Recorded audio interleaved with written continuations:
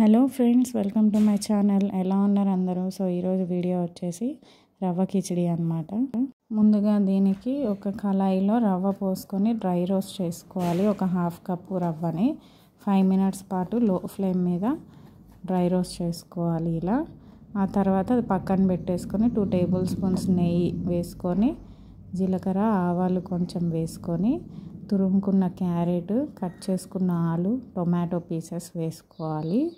వేసి 5 మినిట్స్ పాటు అలా కుక్ చేసుకున్నాక పసుపు అండ్ సాల్ట్ వేస్తున్నాను.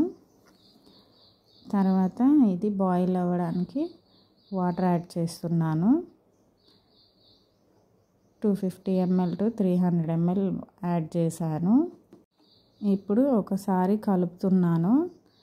కలుపుకున్నాక ఇలా మరిగేటప్పుడు ఆ రవ్వని ఏదైతే ఉందో మనం ఇందాక పక్కన పెట్టిందో అది వేసేసి మొత్తం ఒకసారి మిక్స్ చేయాలన్నమాట.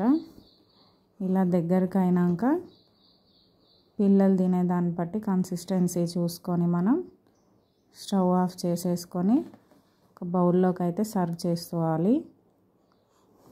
చాలా టేస్టీగా ఉంటుంది.